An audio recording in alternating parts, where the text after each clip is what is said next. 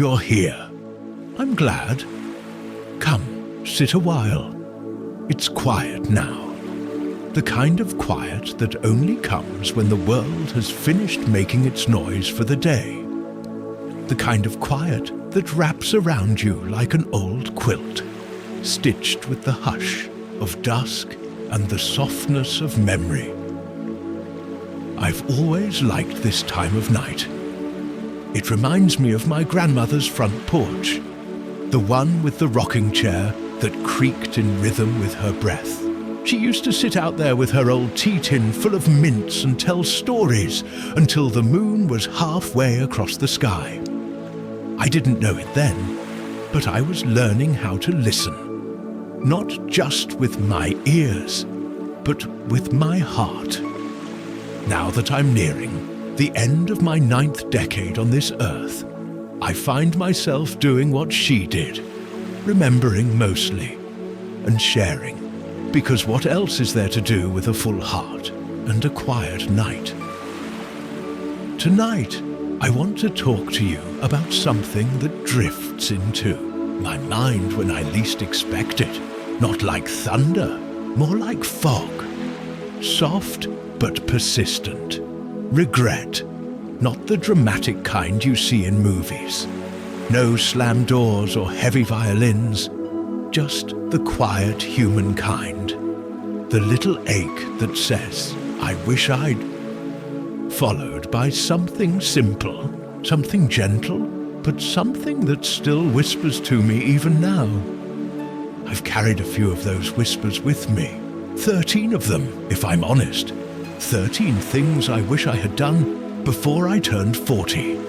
And I don't tell you this to weigh your heart or stir up restlessness. No, not at all. I share this in the same spirit I'd pass down an old recipe or a worn photograph. Tenderly, lovingly, with no judgment, just warmth.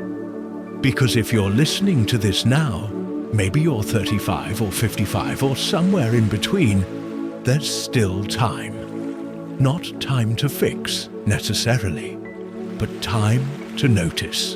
And sometimes noticing is the first and finest form of healing. Let me tell you about one of the first regrets that still hums in my bones when the wind picks up just right. I regret not being more present with my parents. They were there, you know, always there. The steady background of my life, like the hills outside my childhood window. My father with his calloused hands and quiet strength. My mother with her morning hum and warm biscuits. I thought they'd always be around, don't we all? But days blur when you're young. You're so focused on the horizon that you forget to look at the hands that held you upright all this time. I used to rush through Sunday visits. I'm sorry, Ma, can't stay too long. I thought success was out there somewhere, beyond the next deadline or deal. I didn't realize that success was also in her kitchen, in the way she wiped flour on her apron and asked if I was eating enough. I didn't understand that time is not a renewable thing. I would give 1,000 tomorrows for one more morning with them. No agenda, just coffee, the newspaper, and maybe a walk around the garden. You don't realize how rare it is to be someone's child until you no longer are. The next one's a little harder to admit. I regret not being gentler with myself. I was hard on the boy I used to be. I treated him like a racehorse, pushed him, criticized him, told him to man up when he was scared and to work harder when he was tired. I thought if I just kept going, I'd outrun the fear that maybe I wasn't enough. But now I look back on him, that young man with his cracked confidence and big dreams, and I just want to hold him. I want to say, you're doing fine. You're not broken, just human. Nobody ever told me that gentleness was a kind of strength. that slowing down wasn't laziness. That rest wasn't something you earned. It was something you needed. If I could go back, I'd have taken more walks under the stars, eaten dessert without guilt, sat longer at the dinner table. I'd have left the dishes until morning and watched more sunsets without needing a reason. But we don't get to go back, do we? We only get to tell the stories forward. So here I am, telling you this not to change your life, but to bless it. Maybe tonight you'll breathe a little deeper. Maybe tomorrow you'll call your father or forgive the parts of you still learning how to be soft. I hope so, because if there's one thing I've learned in these 90 years, it's this: nothing we build outside of ourselves is worth more than what we build inside. And it starts with presence, with gentleness. Remembering that this moment, yes, this one is already enough. Now, let's rest a while together. The night is young and the stories are just beginning. There's something about a quiet night that brings the past closer, don't you think? It's like the years fold themselves up neatly, like a wool blanket, and before you know it, you're back in a different season of your life. Not trapped there, just visiting, a guest in your own memories. Tonight, I've been thinking about a path I didn't walk, well, several, if I'm being honest. See, when I was in my late 20s, I used to walk past this little art studio on Maple Street. The windows always steamed up in the winter, but you could still make out the silhouettes inside. People sketching, their heads tilted, pencils moving like they were tracing something sacred. I'd pause for a second, pretending to check my watch. I'd imagine myself in there. Not as an artist, necessarily, but as someone brave enough to try. But I never opened the door. Too busy, too tired, too afraid of looking foolish, I suppose. I told myself I'd join someday.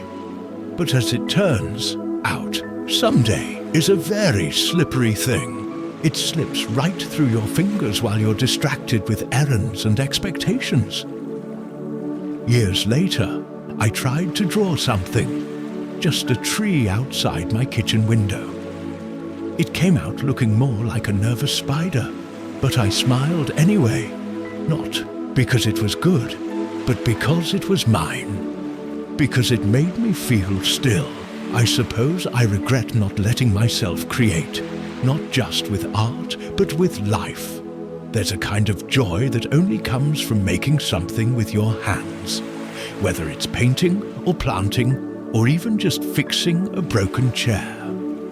I denied myself that joy for a long time because I thought creativity was only for the gifted. Turns out it's for the living, and I was very much alive.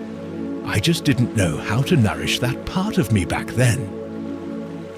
Now, when I see someone painting at the park or strumming a guitar on their porch, I say a quiet thank you for them, for their courage, for the reminder that it's never too late to make something beautiful. But oh, how I wish I had started sooner. Another thing I think about is the people I let slip away. You know, not in dramatic ways. No arguments or broken hearts, just life drifting apart. Friendships that quietly faded because I didn't pick up the phone. Moments I meant to follow up on, but didn't. Invitations I turned down because I thought I'd have another chance. There was this one friend, Calvin. He had a laugh that could light up an entire Sunday. We met in college and shared everything from cassette tapes to dreams about our futures. He used to say, "Let's not wait for weddings or funerals to see each other." And I'd nod, because of course that made sense. But life, well, It has a way of filling your calendar with things that don't matter nearly as much. One day, I found out he'd passed, quietly, in his sleep. And I realized the last time I spoke to him was over 5 years earlier. 5 years of thinking I should call Cal and never actually doing it. I don't share this to make you feel heavy. Quite the opposite. I share it because that phone call you're thinking about, that text you've half-typed, that coffee you've been meaning to have. It matters more than you think. We are not promised endless reunions. Sometimes we only get one more chance, and we rarely know when it's the last one. Now, I make it a point to send letters. Yes, real letters. The kind with stamps and ink smudges. Something about putting your thoughts on paper, slowing them down enough to feel them fully. It brings a kind of peace no screen ever could. So, if you're listening and someone's face just floated into your mind, consider that your nudge. Don't wait. Don't overthink. Just reach out. Even a few kind words can hold more meaning than you imagine. Life isn't made up of big moments, really. It's shaped by the small ones. The meals shared, the silences understood, the laughter that escapes between sips of tea. And those don't happen by accident. They happen when we make space. Now, don't worry. I'm not here to make you dwell or stir up old sadness. I know the weight of reflection, but I also know its grace. The grace that comes when we turn gently toward our past, not to mourn it, but to learn from it, to bless it, to carry its softness forward into the days we still have. You still have time, my friend, time to pick up the brush, time to make the call, time to water the garden of your soul. Not all at once, not frantically, but one slow drop at a time. That's how flowers bloom, quietly, patiently, and always, always in their own season. So tonight, if the stillness wraps around you just right, maybe you'll feel a small tug at your heart. An invitation, a whisper. Don't brush it away. That's not a regret knocking. That's your deeper self, stirring. And oh, it has stories to tell. Some regrets are loud. They rattle the bones and stir up storms. Others, they whisper. They settle in the quiet. Corners of your life like dust on an old shelf, unnoticed. Until the light hits just right, this part. This one is about silence, not the peaceful kind, the kind that cradles you like a soft night sky. No, I'm talking about the kind of silence that keeps your heart full of words you never let out. There were things I should have said when I was younger, not grand speeches or dramatic confessions, just simple truths, words that would have made someone feel seen, safe, loved. There was a woman I loved once, deeply, in my own clumsy, quiet way. Her name was Lily. She had a voice like spring rain, gentle, but it lingered in the air long after she spoke. We met in our 30s. I remember how she used to tilt her head when she was listening, like she was leaning closer to your soul instead of your words. She made everything seem a little brighter, a little softer, but I never told her that. Oh, I told her jokes, told her stories, told her about my childhood, my dreams, the scar on my ankle from falling off a bike when I was 6. But I never said the thing that mattered most. You make my world gentler. You help me feel like I'm enough. Please stay. I thought I had time. I thought my actions would speak for me. But words are bridges, you see. And without them, even the strongest feelings can stay stranded on either side of the river. Lily eventually moved to another city. A new job, a new season of her life. We kept in touch for a while, but distance has its own kind of gravity. It pulls people apart unless you fight for the tether. And I didn't. Not enough. Years later, I wrote her a letter, a long one, but I never sent it. It still sits in a drawer in my bedroom, yellowed now. The ink's faded a little, but my heart still knows what it says. Maybe someone else needed to hear those words more than she ever did, or maybe I just needed to write them to forgive myself for waiting too long. So many of us carry words inside that were meant to be shared. We wait for the perfect moment. After dinner, after the kids are grown, after the job slows down, after the stars align. But perfect moments are rare things. More often than not, we have ordinary moments and extraordinary chances within them. I've learned that a kind word, spoken plainly and from the heart, can echo for years in someone else's soul. It doesn't have to be poetic, just honest, just real. I regret not telling my father that I was proud of him. Not because he needed to hear it, but because I needed to say it. I regret not telling my sister that I admired her strength when she kept our family stitched together after Mom passed. I regret every "I'm fine" I said when I wasn't. I regret the "take care" that could have been a "don't go."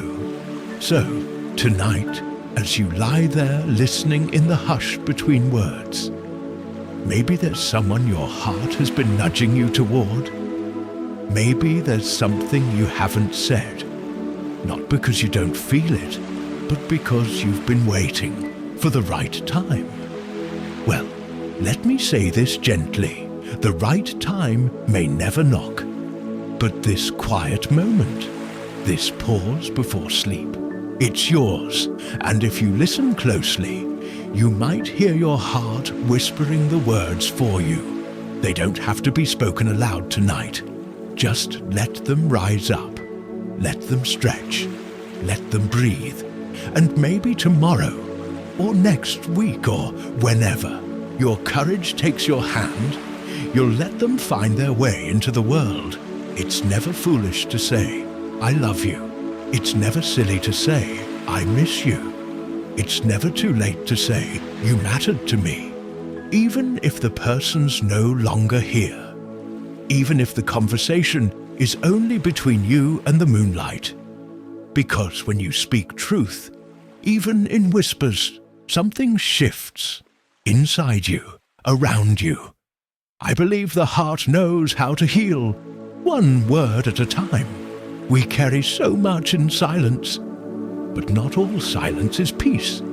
Some of it is just love waiting for its voice. So if you can, give your love its voice. Write the letter, make the call, say the thing, even if your voice trembles, especially then. You know, I used to think adventure meant something big. Back then, in my younger days, the words sounded like cliffs and parachutes, passports and plane tickets. But I was wrong. Adventure, I've learned, is far quieter than I ever expected. Sometimes it's as simple as saying yes when your routine wants to say no. It's the road you've never driven, just outside your town. The garden you've never planted. The song you've always wanted to learn, but never tried singing aloud. There are so many small wonders I missed, because I believed I had all the time in the world to get around to them. I remember one summer when I was 35. My friend, James, invited me on a hiking trip. Nothing dramatic, just a weekend away, sleeping under the stars and waking to the sound of birds instead of alarm clocks. He said it would do me good, said I needed the fresh air. I told him I had work.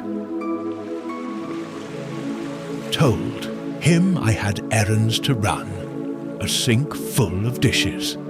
Some reason or another, I can't even recall now.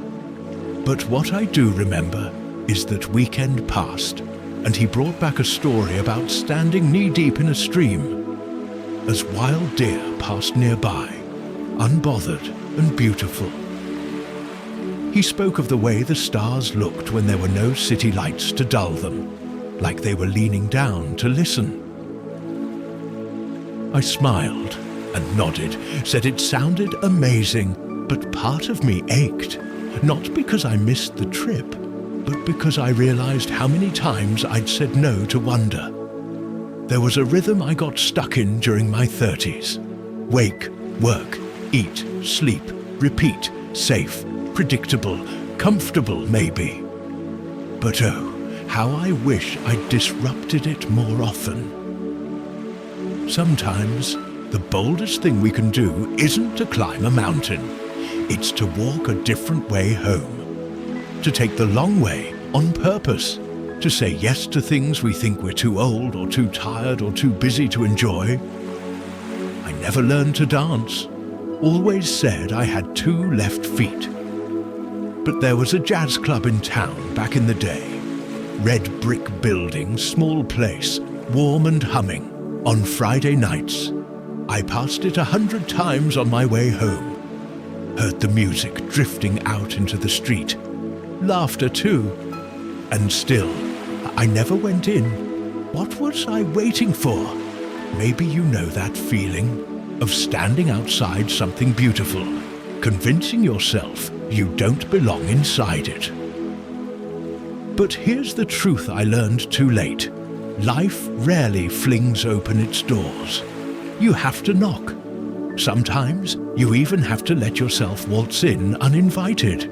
That club closed years ago, and now, when I walk by the empty storefront, I think of all the music I never danced to, the strangers I never smiled at, the part of myself that might have awakened on that floor. I'm not telling you this to stir up sadness. No, I'm telling you because even now, in my 90s, I still believe adventure is waiting. It just looks different. These days, mine shows up in the garden, when I try to grow something I've never tasted, or when I sit beside someone half my age and listen, really listen, to the world through their eyes. That, too, is an adventure. And if I could go back to my younger self, I'd tell him this: don't be so loyal to your routine that you forget to live. Don't wait for the perfect time to take the trip. Join the class, sing the song, plant the tree. Perfect time is a myth.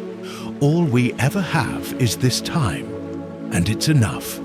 Even if your feet are tired, even if the laundry isn't done, even if you feel a little afraid, especially then, say yes.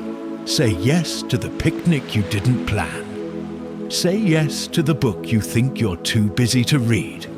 Say yes to the long walk with no destination. Because in the end, you won't remember the hours you kept your house spotless or your inbox clear. You'll remember the night the rain came down and you danced in it anyway. You'll remember the laughter that came from your belly. The stranger on the bus who told you a story you still carry. The unplanned detour that brought you face to face with wonder. And maybe, if you're listening to this as your eyes grow heavy and your body begins to rest, maybe this moment can be the start of some new, quiet adventure for you. Maybe when you wake, you'll take the scenic route. Call an old friend. Walk barefoot for no reason. Maybe you'll say yes, and if you do, you just might find that wonder was never far. It was just waiting for your hand. There's a certain kind of silence that doesn't come from peace. It comes from distance. Distance that crept in between people once close.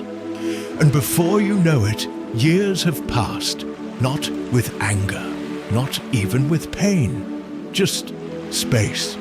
I can't count how many people I still carry in my heart who, for one reason or another, drifted away. Sometimes it was me who drifted, too caught up in the whirl of work, of striving, of proving something. To others maybe, but mostly to myself. And sometimes it was them. Life tugged them in another direction. A new town, a new chapter, a new family. But what I regret most isn't the drifting. It's the silence that followed it. The letter I thought about writing but didn't. The call I meant to make once things settled down. The birthday I missed. The coffee we postponed until the moment was gone. There was a man named Elliot. We met at a bus stop in our 20s, both fresh-faced and brimming with hope, though too proud to admit we were scared of what lay ahead. We became fast friends, the way some people do, like we'd always known each other. We'd talk late into the night about everything: love, failure, politics, nonsense. There was always laughter, and often something unspoken between us that made the world feel less lonely. But then we got older. Jobs took us in different directions. He moved to the coast. I stayed put. We promised to keep in touch, swore we would. But life has a strange way of filling your hands until you forget what you were holding in your heart.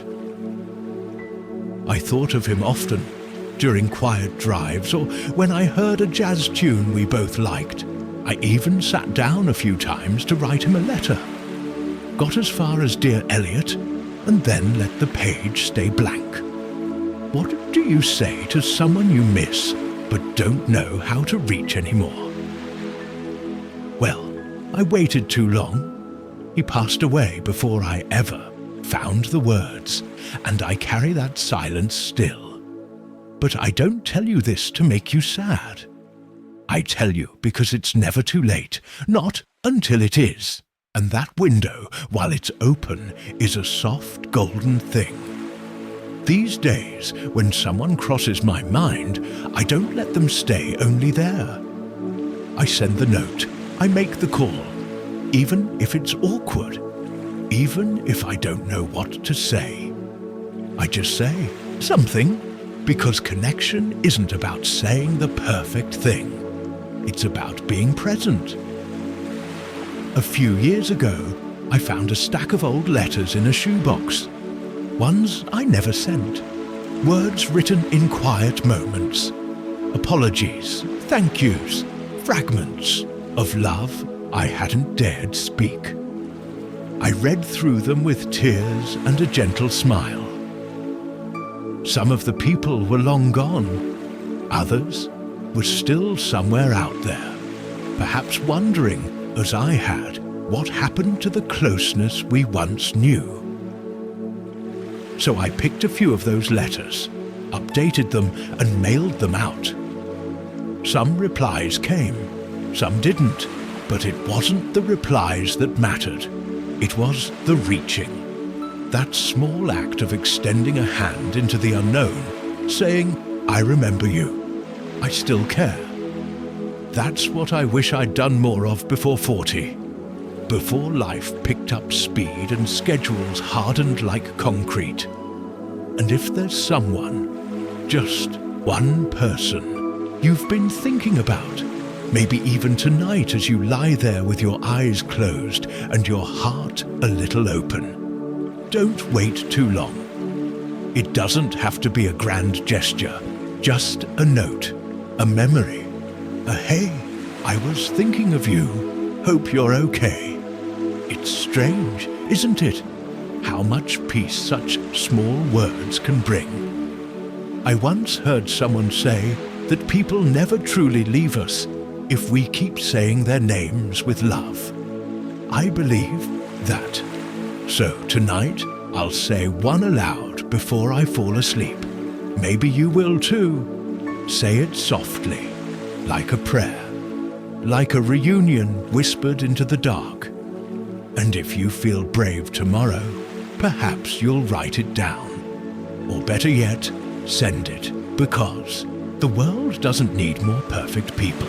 It needs more people willing to reach across the quiet and say, I'm here, I remember you. We all need to be remembered. And we all have someone we haven't remembered in far too long. Don't let the letters stay in the box. Let them find their way home. Well now, you've sat with me this long, through old memories, quiet truths, and more than a few confessions. Thank you for that. It's a rare thing these days, to be listened to with patience. But more than that, to be trusted with. Your quiet, your stillness, your sleep, and I don't take that lightly. You see, as I sit here, one hand curled around a warm mug and the other resting over a heart that's lived a long, winding road, I don't feel weighed down by my regrets anymore. They've softened, with time, like river stones, no longer sharp, just smooth reminders of where I've been and how far I've come. But there's one last thing I'd like to share with you. It's not a grand regret, really, more like a small ache, gentle and tender.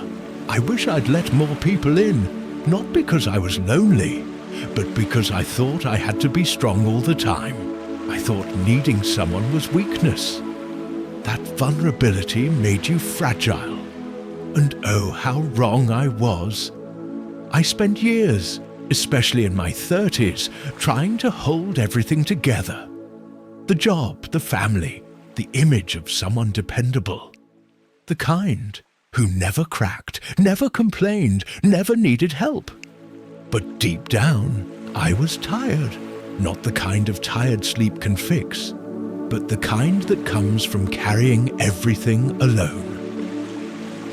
I remember one evening, I must have been 39, my daughter found me sitting in the dark kitchen, forehead resting on my hands.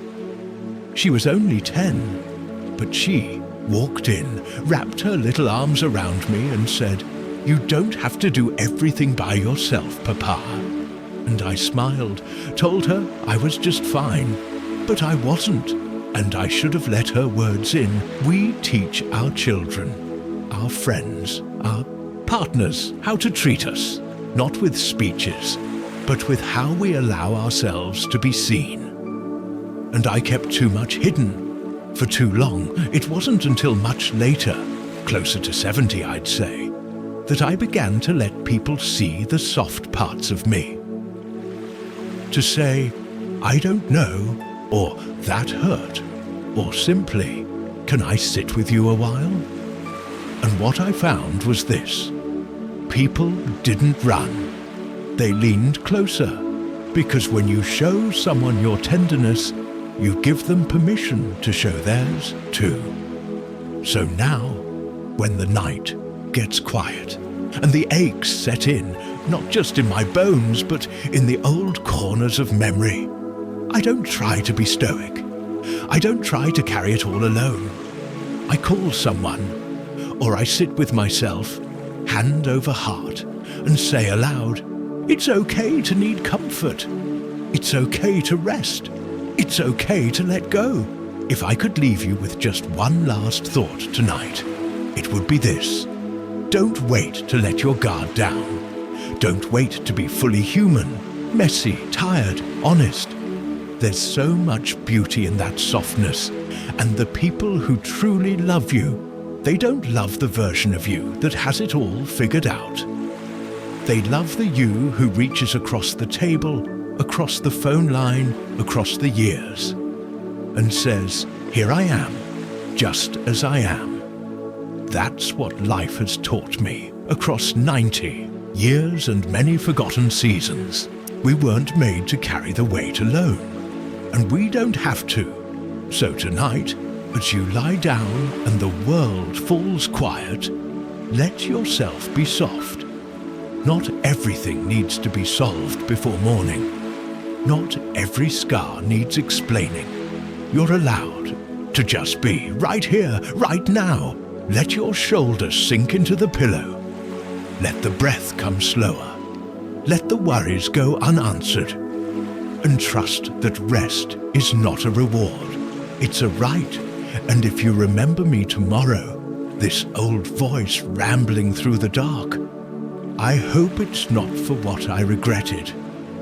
I hope it's for how I kept going, how I learned to forgive myself, and how, at the end of all things, I found peace. Not because everything was perfect, but because I let go of the need for it to be. Until next time, may your sleep be deep and your dreams filled with kindness.